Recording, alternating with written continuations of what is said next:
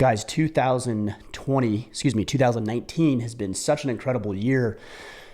Oh, it's hard to talk about all of the changes, remember all of the changes that have gone on in my life over this time frame. Order of Man continues to grow, and we see the download numbers continue to rise, which is a testament to the work that we're doing here and the fight to reclaim and restore masculinity.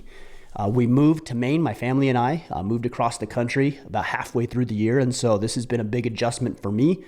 Getting out here, I've been involved in Jiu Jitsu. That's fairly new in 2019. There's just so much going on. And the overwhelming majority of it is positive and supportive from you guys. And I just want to let you know that I appreciate you being on this path with me. You hold me accountable, which is actually something I want to talk with you about today. One of the points I'm going to address. But just want to let you know how much I appreciate you. And I'm looking forward to doing more in 2020 with you. And hopefully the goal is for all of us to become more capable, better, more qualified, stronger, more profitable, successful men. And that's what this podcast is all about. So today, what I thought I'd do is share with you 10 lessons that I've learned. Now, I probably learned a lot more than 10, some the easy way, some the hard way. But these 10 definitely stood out to me as being valuable lessons in 2019 and things that I'm going to continue to build on as we move into 2020. So I made this post over on Instagram. A lot of guys resonated with what I shared, and I thought I'd delve into it a little bit deeper here in the podcast. By the way, if you're interested in following along on Instagram, then head over there, and I am found at Ryan Michler. Michler is my last name. That's how it's spelled. So at Ryan Michler, and you can check it out over there. All right, let's get into the list. Number one, I have missed a lot of opportunities playing it safe. I've been relatively averse to risk. I haven't really been willing too much in most of my life to expose myself to any level of risk. I've always played it safe. And as we moved across the country and made this bold move with my family and I here to Maine, that was a big risk for us. It's funny because I hear a lot of people say, I wish I could do that, but we've got school and we've got business and we've got these obligations and we've got these friends, almost as if I don't have those things. Guys, I took a lot of risk in being out here. I left the house that my wife has wanted all of her life because it's the one her grandfather built. We left the only area that my children have ever known. We've spent hundreds of thousands of dollars getting here, investing in the property, purchasing the home. So there's a lot of risk that comes with us getting out here. And what I found is that life isn't about avoiding risk. It's about taking healthy levels of risk and being calculated about the risk that you're assuming. Now, yes, you have to do the cost benefit analysis and see if the risk is worth the potential reward. But I'm telling you is that if you take more risk, and it's not about being dangerous or reckless, but if you take more levels of risk in your life, I think you're going to set yourself up for more opportunities that would not present themselves any other way. So be willing to look at saying yes to a few new things that maybe you wouldn't have said yes to before. Be willing to be bold. I think the greater risk, if we're being truthful about this, is not actually chasing and pursuing the things that you're interested in. It's living the status quo. Everything you do and everything that you don't do carries a certain amount of risk inside of that thing. So if you're maintaining the status quo, the default complacency, then there's inherent risk inside of that as well. And maybe you're okay with that. But I would be willing to bet that when we fast forward 30 or 40 years and you look back on your life, you're not going to think that, oh, I'm really glad I played it safe. You're probably going to regret the choices that you could have made, the risks that you could have taken, the opportunities that could have presented themselves. So number one for me is I'm not going to miss opportunities simply because I'm afraid of the potential risk. I can recapture a lot of this stuff back. Now, if it's dangerous or reckless, that's something different. But if there are opportunities that I'm a little uncomfortable with or afraid of, it might be something worth pursuing or at least looking into a little bit deeper. Number two is 95% of the people who follow along here and 95% of the people in my life in some capacity are overwhelmingly supportive. And what I found is that it's 5% or maybe even less of the people who want to hate on what we're doing, who frankly are pretty miserable in their own life and they want to spill that over into what we're doing here with Order of Man or into my life. And I think it's human nature, at least it has been for me, to focus on the 5%, whether that's trying to win them over or whether that's trying to shut them up, or just engage with them in any level. It's human nature to do that because we look for problems and we try to solve those problems. And so I found in my life that that is futile. It's wasted effort.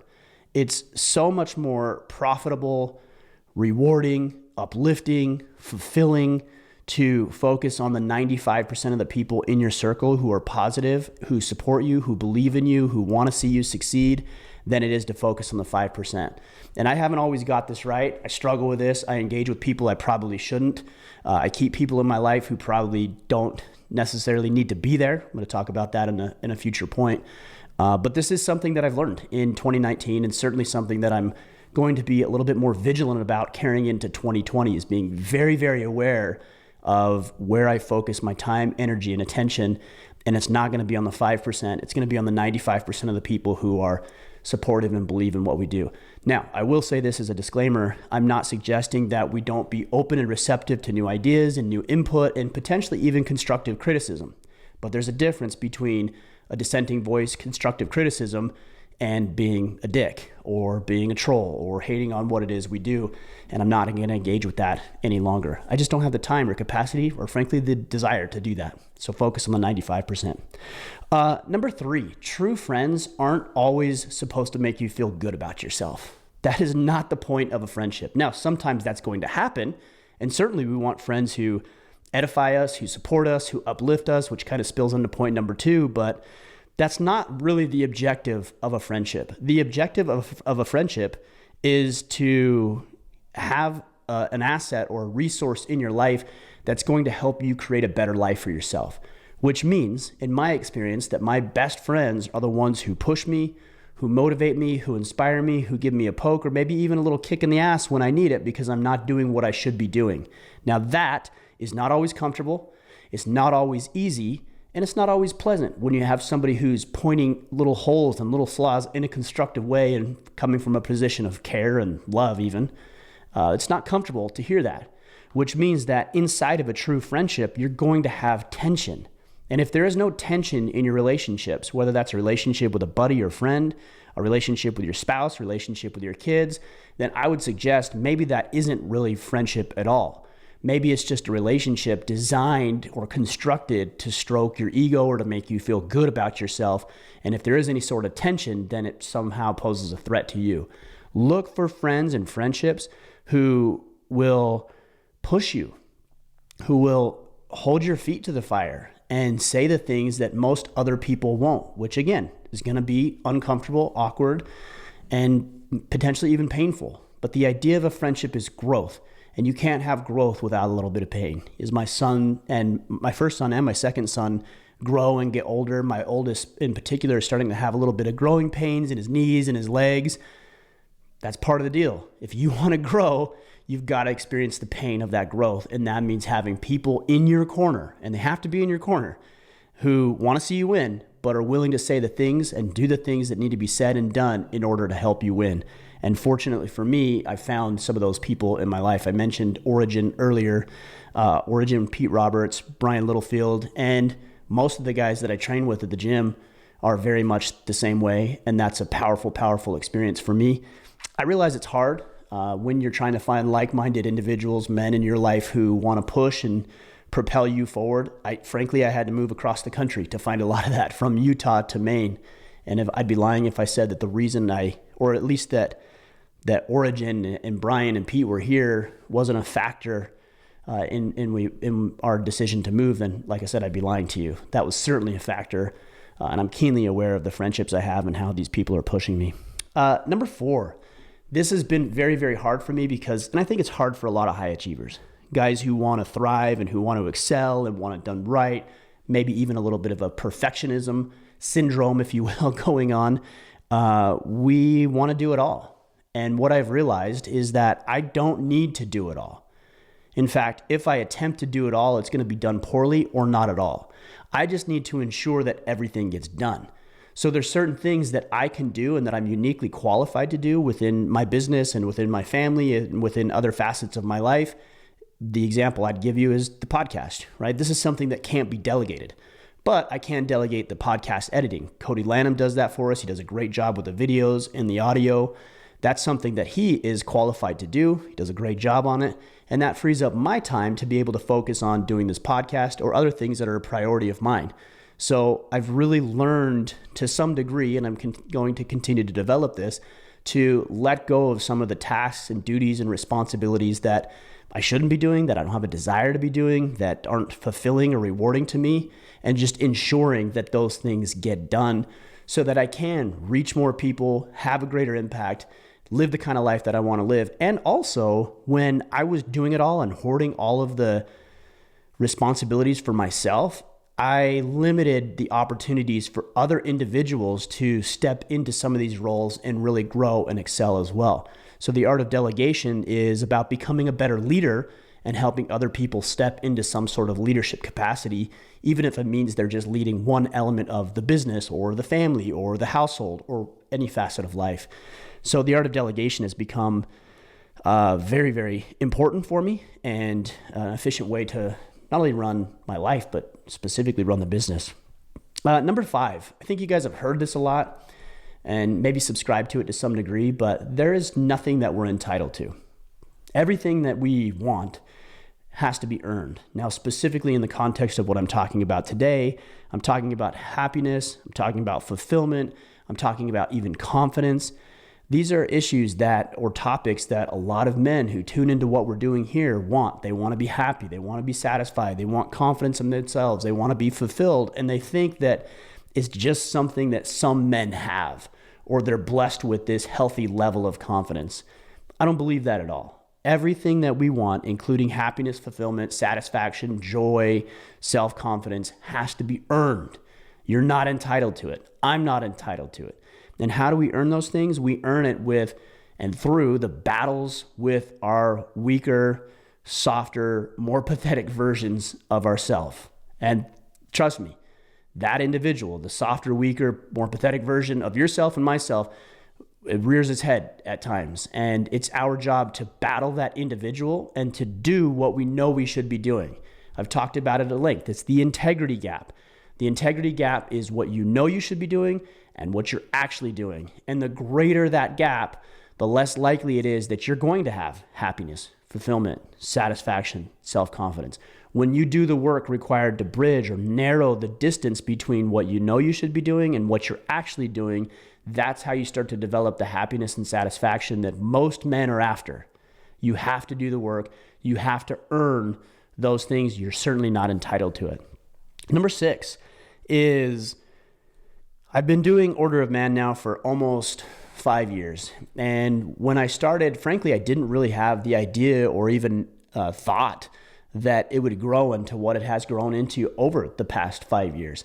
But as I've continued to work on this and hone my skills and develop the mission and really find purpose, meaning, and satisfaction in the work I'm doing, and ultimately plant my flag, bury that thing into the ground on the hill that I'm interested in fighting on, which is the battle to reclaim and restore masculinity, it's really given me the strength, the grit, the fortitude. It's been a tool for me. Having this resolute objective has been a tool for me to overcome the hardships, the trials, the mockery, the ridicule, the things the failures, the setbacks, everything that I have to deal with in this business. And having a clear sense of focus and purpose and direction allows me to weather that storm more effectively and more efficiently. I know there's a lot of men out there who are really, really struggling with finding purpose and meaning in their life. And because that's the case, they're just bounced around to and fro, and they go with popular culture, and they don't have this bedrock foundational knowledge of who they are and what they're supposed to be doing and what their purpose is on earth. And therefore they're not grounded. They have a difficult time focusing, maintaining a course, a direction. Finding a purpose has been very, very valuable for me. Now, I'll give you a couple of pointers here.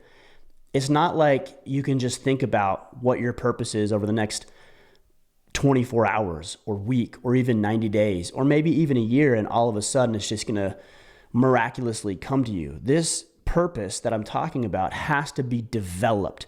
That's why I don't like saying finding your purpose. I would say more developing, discovering, uncovering, articulating your purpose is probably a better way to say it, because to me, it represents an assertive role in going out and finding what you're interested in. So how do you find it? You take one simple step into something that is intriguing or fascinating to you. That's it. You don't have to solve the problem. You don't have to jump in head first. You just need to take one simple step. If it's still intriguing and fascinating to you, take the second step, then the third step, then the fourth step, then the fifth step, and so on. And that's exactly what I did with Order of Man. I didn't jump in head first. I had this other financial planning practice, and I gradually eased into the podcast, and then eased into creating products, and eased into making merchandise available, and then eventually started doing events. This wasn't all at once. You have to develop this through consistent, repetitive action, taking those small steps. And over time, you will, again, articulate what your purpose on this planet is. Number 7, this is something that a ton of guys get hung up on, is impressing other individuals. I learned for myself, and I spent significantly more time in 2019 worrying about impressing other people less, and significantly more time worrying about impressing myself. This goes back to developing self-confidence.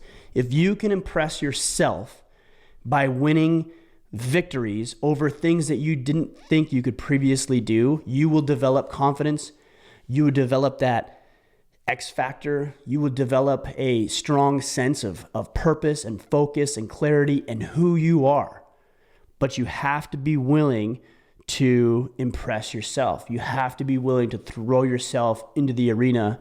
As a little hat tip to Theodore Roosevelt, you have to be willing to do that work that you don't think you can do. And that requires courage. That requires maybe some level of ego, because you're doing something you didn't think you could previously do. So what gives you the right to believe you could?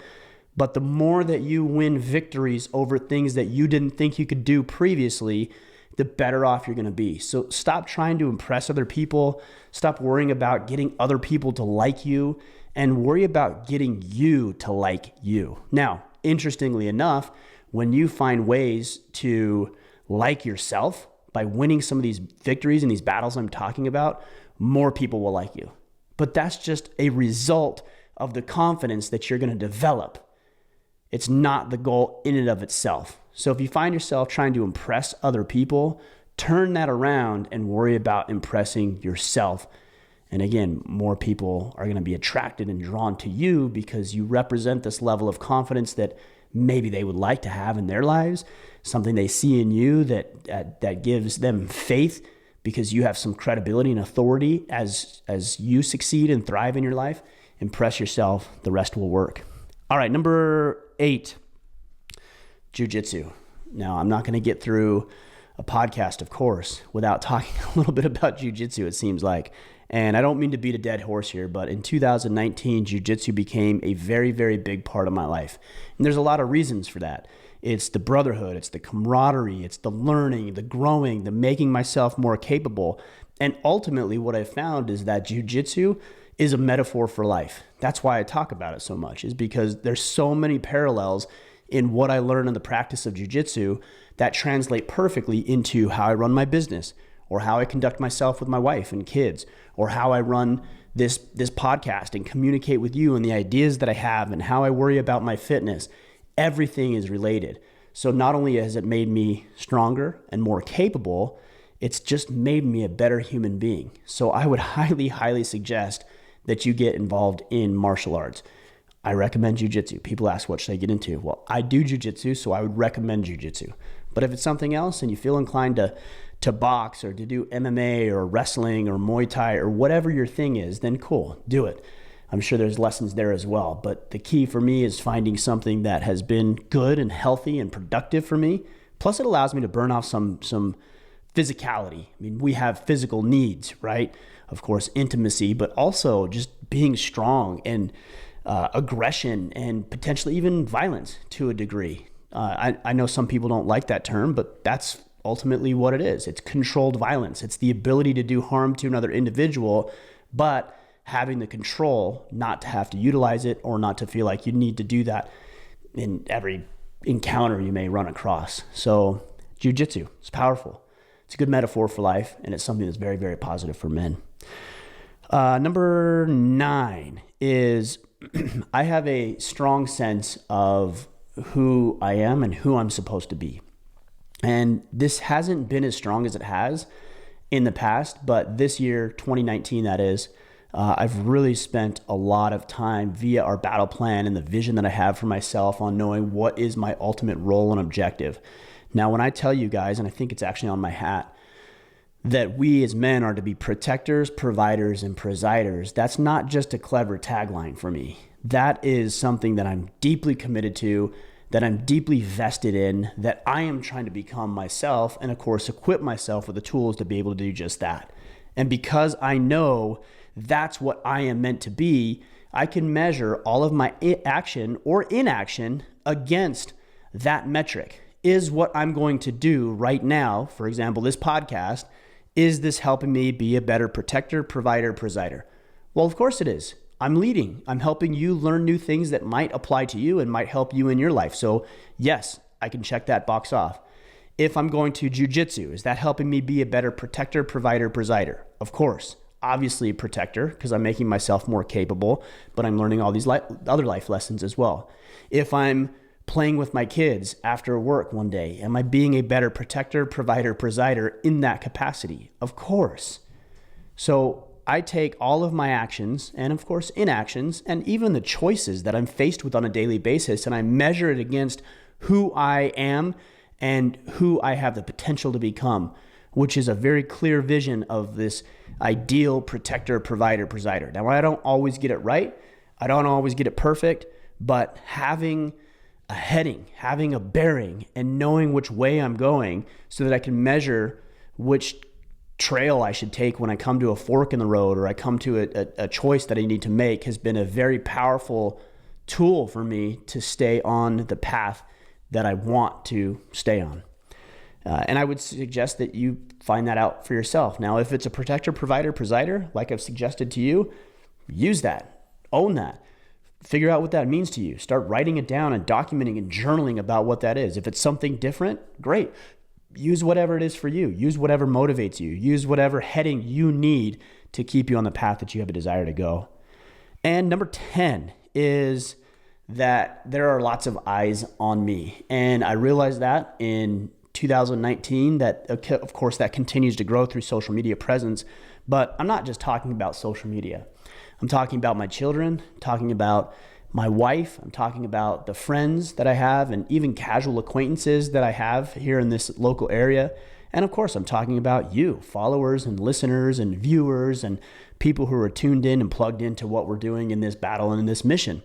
And because all of those eyes are on me, it's been a great source of accountability in my life, and knowing that my words and my thoughts and actions and behaviors are influencing other people for better or worse. Is what I do is influential. Same thing for you. What you're doing or what you're not doing is influential in people's lives.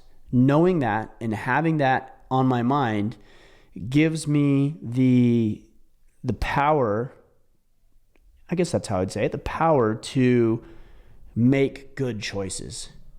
Yes, internal motivation is hugely important. That's why I talked about in number 9 is having a clear sense of who I am, but there's external support and external metrics that you can use, and having people who are holding me accountable because I realize that they're watching me has been a valuable source of accountability and a valuable source of inspiration, if you will, for doing the right thing. So I would ask for you is, who do you have in your life? Who is watching you? Is it kids?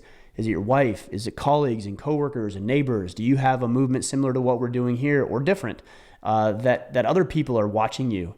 And does your behavior influence those individuals who are choosing to be influenced by you? Does it help them or does it hinder them? And you can't not be influential in those people's lives. You can't not be influential in your kids' eyes. Even if you're not there, that decision not be present is going to influence them negatively in a lot of cases, or potentially even positively, knowing they don't want to be like that. But think about who you are, think about how you're showing up, and think about how people are perceiving that, because that's going to help you stay on the path that you have a desire to stay on. And then I wrote one other here. So I did 10, and then I was thinking about it a little bit more on Instagram. Again, you can check that at Ryan Mickler on Instagram. Really trying to grow over there. And so I was thinking about it, and I wrote another one down in the comments. This is number 11. So this is a bonus, all right, is that you're not obligated, or in my case, I'm not obligated to keep everybody in my life. I'm not. There's going to be people that stay. There's going to be people that go. But ultimately, it's my job to surround myself with winners, surround myself with people who edify me, who uplift me, who push me, who motivate me, who inspire me, and those people who are more interested in dragging me down or pulling me down, or maybe it's not that devious, but they just don't enhance my life. They detract from it. I'm not obligated to keep those people in my life. I'm not. I'm obligated to be intentional and deliberate about who is in my circle and how they're influencing me. When I have the right people in my corner, I can then go out and produce better results for myself and better results for the people that I care about, you, my wife, my kids, and my friends, everybody that I seem to be working with in some capacity. So inventory your circle and ask yourself who deserves to be here, and frankly, who doesn't. And I know that's not a popular thought in a lot of ways, because people will say things like, well, what about those who are less fortunate? What about those who need help? Absolutely. And I do my best to help those people. I do my best to put information out there that's going to be beneficial to them. I donate to charity. There's a lot of things I do, but that doesn't necessarily mean that those individuals are in my inner circle. And that's the distinction. There's people who are in my circle who I want to be there. I'm intentional and deliberate about who that is. And then there's other people who maybe I don't need them in my circle, but I still feel like I have the obligation to serve in some capacity. And I do that from arm's length. It's very, very important. And that was my bonus lesson. So guys, there's the 11 lessons that I learned in 2019. Now, of course, that's not the only 11 things that I learned, but those are the most glaring, the most obvious that stood out as I was trying to share some insights with you. I would love to hear what you learned in 2019. If you're on YouTube watching this, you can drop those in the comments. If you're not on YouTube watching this, then head to youtube.com/orderofman, and you can subscribe if you would. I think we're at 106 or 107,000 subscribers now, which is crazy. It's really, really taken off on YouTube. Other than that, connect with me on Twitter, Instagram, Facebook, all at Ryan Mickler, and we'll continue the conversation there. Let me go through these real quick, and then we'll call it a day. Number one is a lot of missed opportunities because I was playing it safe. So I took new levels of risk in 2019. Number two is 95% of the people are going to support me. 5 or less percent are not going to. It's human nature to focus on the 5. We ought to spend more time focusing on the 95. Number 3, true friends aren't simply supposed to make you feel good about yourself or stroke your ego. Sometimes friendships are going to be challenging and tough, as they should be, as long as that person's in your corner and believes in you, supports you. That's good, but you want people who are going to tell you the things that need to be told and say the things that need to be said and do the things that need to be done. Number 4 is I don't have to do everything. I just need to ensure that those things get done. So the art of delegation was big for me in 2019. Number 5, I'm not entitled to happiness, fulfillment, satisfaction, self-confidence. All of those have to be earned through victories with the weaker, softer, more pathetic version of myself. Number 6 is finding a purposeful mission keeps me grounded and allows me to withstand the trials and obstacles and hurdles that come up as I'm running this business and living my life. Number 7, I spent significantly less time impressing others and more time worrying about impressing myself. Number 8, Jiu Jitsu. I've talked about that at length. Number 9, I have a strong sense of who I am and a heading on which I want to travel. That's the protector, provider, presider that I'm trying to become. Number 10 is that there's a lot of eyes on me, you, my wife, my kids, neighbors, people that I care about, and that holds me accountable to do the things that I want to do. And then number 11 is I'm not obligated to keep everybody in my life. So I'm very deliberate, intentional about who that is. So there it is, guys. Let's make 2020 the best year of your life. You can join us inside of our Facebook group. You can follow me on Facebook, Twitter, and Instagram at Ryan Mickler. You can check us out on YouTube. You can do all the things. Let's continue to grow this, blow this out of the water. The world needs this mission more than ever, and I'm so glad to be in this battle. I'm glad that you've decided to be in this battle to some degree as well. We need more men in the fight. So I'd ask as we part to share, to comment, to leave a review on iTunes for the podcast. Do whatever you can to continue to grow this movement, and I really appreciate the help and support. All right, guys, we'll be back for another interview. I've got some special guests coming up for the first couple of weeks of 2020.